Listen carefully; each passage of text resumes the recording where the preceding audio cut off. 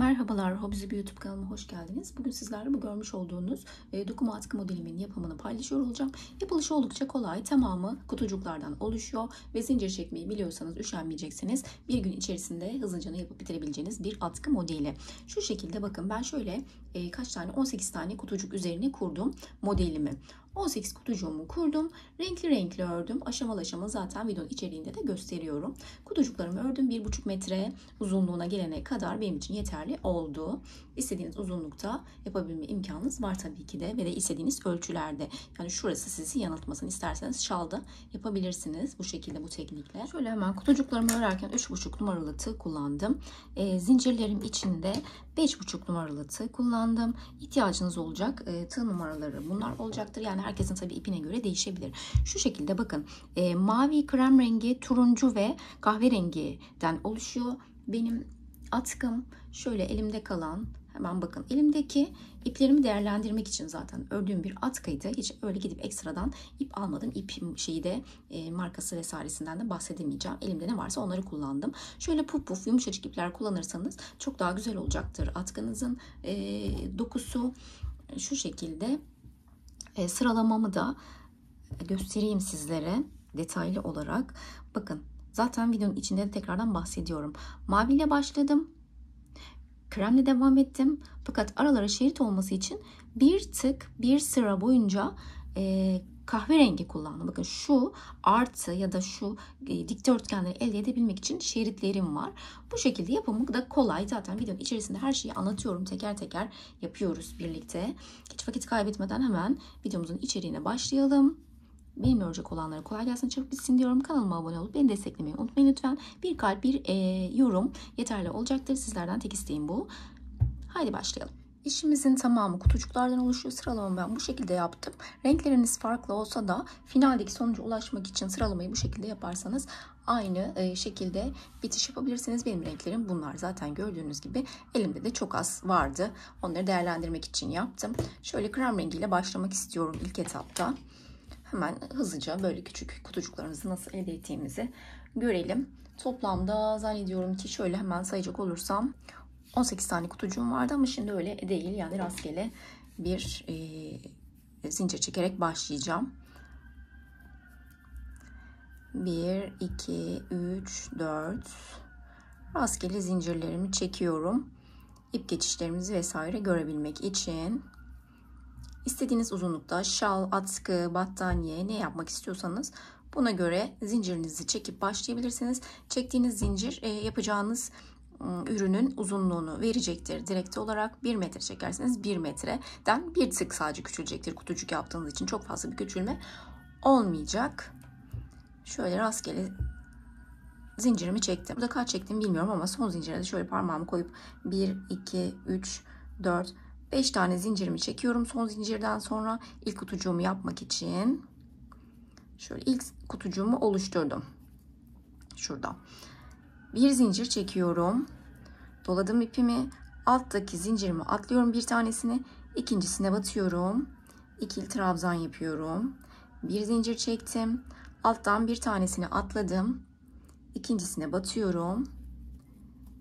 İkili trabzanımı yaptım. Bir zincir çektim. Doladım. Alttan bir tane atlıyorum. İkincisine batıyorum. Bir kutucuk daha yaptım. Bir zincir. Doladım ipimi. Bir zincir atlıyorum altta. İkincisine batıyorum. Bu şekilde kutucuklarımı oluşturuyorum. Arada bir zincir, alttan bir atladım. Bir sonrakine battım. Sıra sonuna kadar bu şekilde bir atlayıp bir sonrakine batıyorum. Ve arada bir tane de zincir çekiyorum. Böyle sıra sonuna kadar devam ettim. Bütün zincirlerim bitene kadar kutucuklarımı oluşturuyorum. Sıramın sonuna geldiğinde bakın şurada bir tane zincirim vardı. Sonra değil şunu şuradan çözüp orayı hemen kamufle edebiliriz. Şöyle bakın kutucuklarım hazır. Son kutucuğumu da yaptıktan sonra 4 zincir çekiyorum. 1, 2, 3, 4 tane zincirimi çektim. Çevirdim.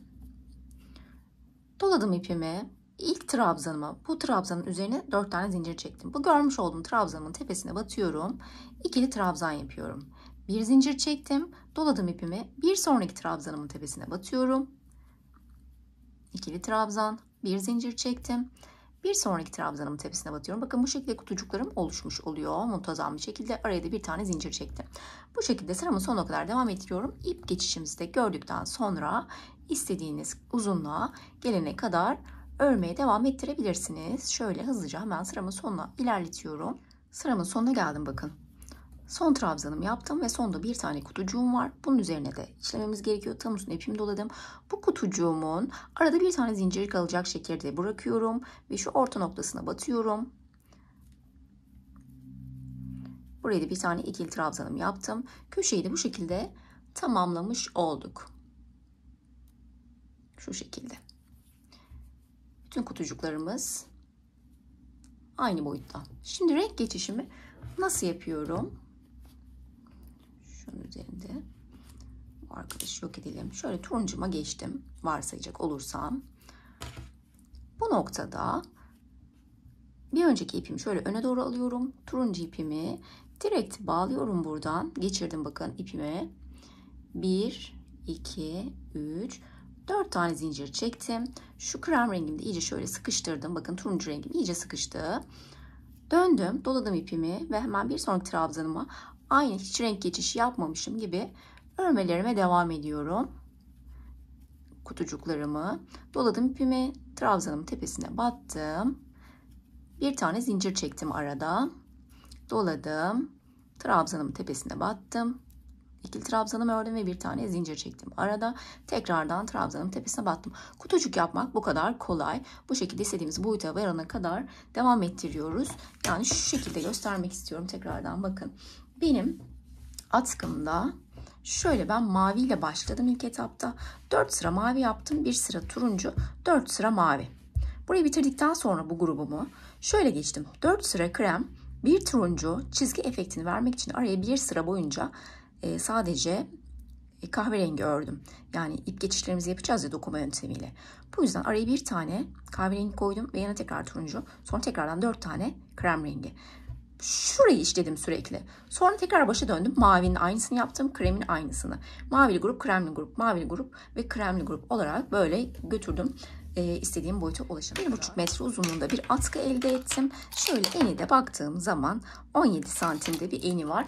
1,5 metrede uzunluğu var. Sonrasında ne yapıyoruz? Sonrasındaki işlemimiz çok kolay. Sadece ipte geçirebiliriz normalde. Ama ben zincir çekerek devam etmek istiyorum. Atkımı 3,5 numarayla örmüştüm. Zincirlerimi de 5,5 numaralı tığımla ördüm. Sanırım 5,5, evet 5,5 numaralı tığımla ördüm. Şöyle bir miktar altta ip bıraktım. Öncelikle şu saçakları olması açısından. Şöyle doladım ipimi bakın hemen bir kilitledim. Şunu bıraktım saçaklarım için. Sonrasında boyutunu ayarlayacağım onun. Şöyle bol bol, olabildiğince bol bir şekilde zincir çekeceğim. 1, 2, 3, bilmiyorum bir 100 tane falan yeterli oluyor benim için. 1,5 metrelik atkıma şöyle geniş geniş böyle bol bol çekmiş olduğum zincirler. Normalde şunu da geçirebiliriz aslında dokumasını yaparken. Ama ben öyle olsun istemiyorum. Zincirler de çok böyle sert dursun da istemediğim için şöyle bol bol zincir çekiyorum bir miktar. Boyutunda dediğim gibi 1 metre kadar örüyorum önce, yani 100 tane zincir çekiyorum 5,5 numaralı tığımla. Sonra atkıma dokuduktan sonra eksik gelirse devam ediyorum, fazla gelirse söküyorum. Ayarlamasını üzerine dokuduktan sonra yapıyorum. Şöyle bol bol zincirlerimi çekiyorum. Şimdi şu kısmı şöyle göstereyim. Bakın 4 sıra boyunca mavi işledim atkımın üzerine. Şöyle bir içeriden bir dışarıdan yapıyoruz. Önce şundan bir göstereyim şöyle. Bakın. Bu az önce çekmiş olduğum zincir parçamdı. Şu şeyimiz nerede? Kancalı iğne ihtiyacımız olacak bu noktada. Bu burada dursun. Şu başlangıçtan itibaren takıyoruz. Kancalı iğnemizi nasıl yapacağımızı görelim. Sonra sıralamayı bunu öylesine yapıyorum. Şu noktadan başladığımızı farz ediyorum. Bakın şu noktadan, köşeden alttan girdim çengelli iğnemi. Bir alttan bir üstten şeklinde yapıyorum. Bütün kutucuklarımın içine giriyorum. Bir alttan bir üstten böyle sıra sonuna kadar bunu götüreceğiz. Bir altından bir üstünden geçirerek ipimi yürüteceğim. Bütün atkımı şöyle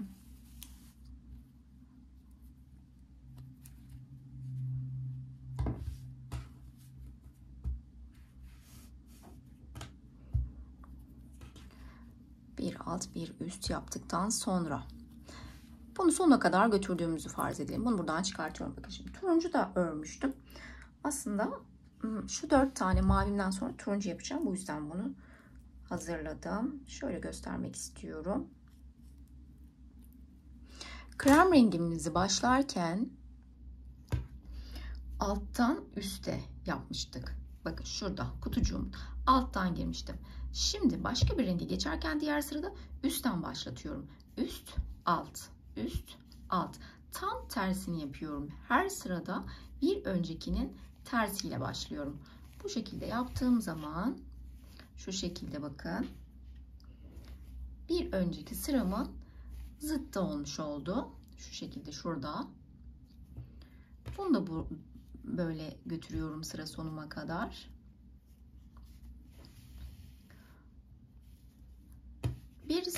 Bir sonraki seferde de farz edelim ki başka bir rengi geçtik. Tekrardan zıttını yapacağım. Şuradan gireceğiz gene. Elimde olan malzemeyle göstermek istiyorum. Bu altta şöyle bakın. Bir üstten bir alttan geçirmiştik. Şimdi tekrar alttan başlamam gerekecek ki tam tersi olsun. Bakın bir sonraki sırada da alttan başlamış oldum. Şöyle. Mavi de daha net anlaşılacaktır. Bu şekilde bir alttan bir üstten her sırada birinden alttan başladıysak diğer sırada üstten başlatıyorum. Şimdi şöyle alayım bunu ben.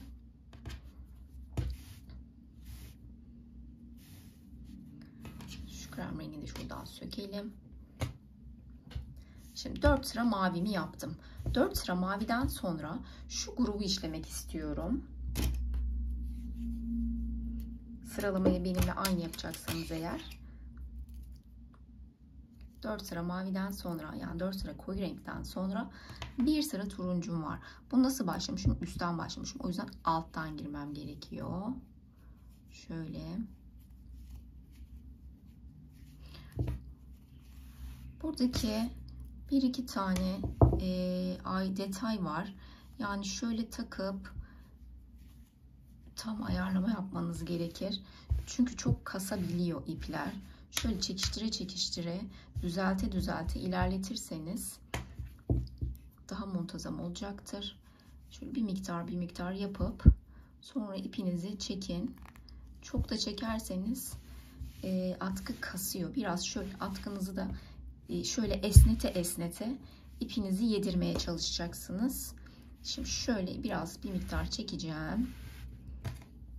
Püsküllerimizde bakın bırakmış olduğumuz uzunluklar bu şekilde duracak. En son onları ayarlamasını yapacağız. Şöyle çekiyorum ördüğüm yere kadar. Hatta biraz fazla çektim bile. Şu şekilde devam ettiriyorum. Kaldığım noktadan bir alttan bir üstten geçiriyorum. Delikler de çengelli iğnenin geçebileceği boyutlarda olduğu için kutucuklarımız daha doğrusu kolay oluyor. Şöyle ilerletiyorum. Bakın çok sıkmıyorum, çok çekmiyorum. Çok da bol da bırakmamamız lazım ki güzel dursun. Şöyle ilerletiyorum bu turuncumu.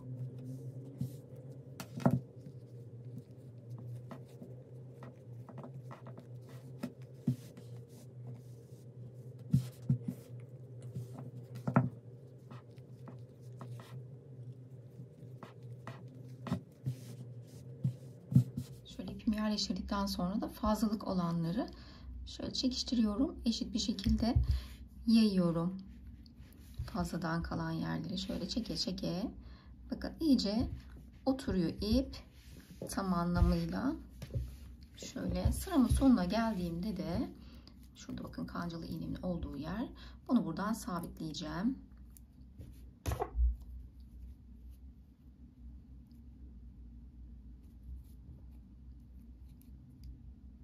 Şuradan mavime batıyorum.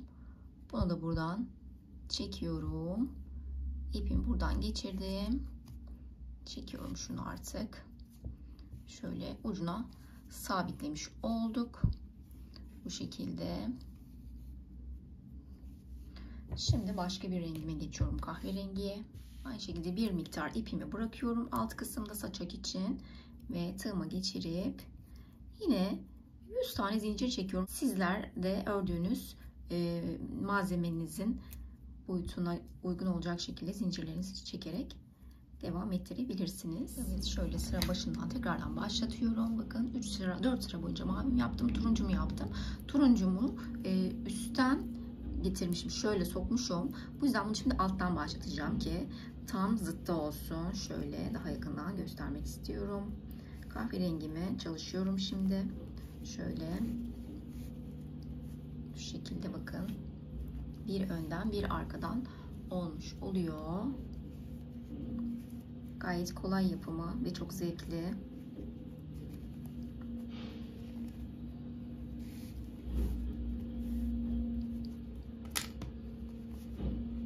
Bu arada şu kenarlardan kalan iplerimi de kendi renginde olan yerlere şöyle tığımla geçirerek gizledim.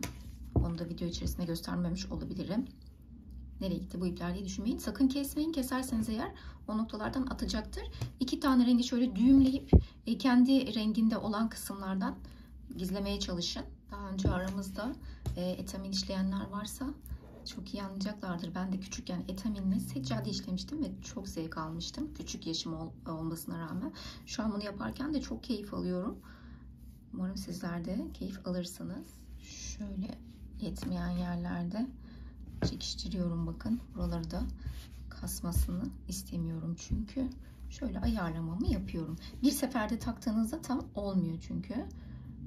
İpimiz illaki şöyle biraz çekiştirmek gerekiyor belli noktalardan. Şöyle yaptım. Yine bakın sıramın sonuna geldim. Şu fazlalığımı da söküyorum. Sonrasında sabitlemek için şöyle yaptım. Sabitlemek için hırkamın ana rengine girdim önce tığımla. Sonra ördüğüm rengi aldım buradan. Ve ipini çekiyorum. İstediğim uzunlukta püskül bırakacağım. Benim püsküllerim çok püskül gibi olacak gibi durmuyor çünkü iplerim çok müsait değil. Olan iplerimi kullandım. Evde var olan iplerimi değerlendirmek adına yaptığım bir proje olduğu için. Daha böyle tüylü tüylü ipler kullanırsanız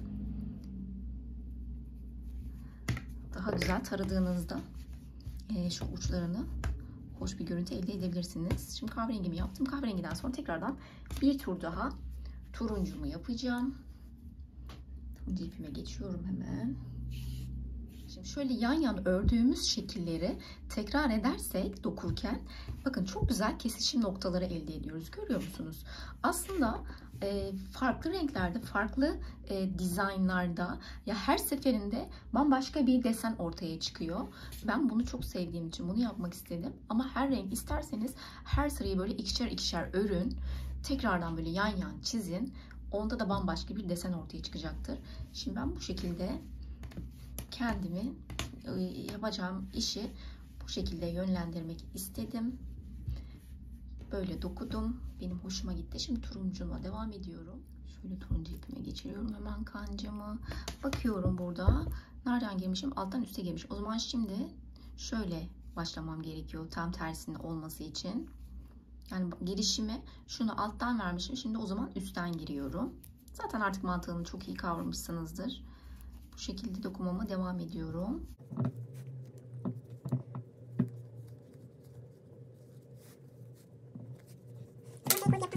Son olarak şöyle 30 santimlik şeritler kestim. İkiye katladım onları. Ve iplerimin bulunduğu yerden şu şekilde bakın turuncumun olduğu, mavinin olduğu yerden mavi, turuncumun olduğu yerden de turuncularımı geçirdim. Şuradan alıyorum bu tarafa. Sonrasında da şu boşluktan böyle geçirdim.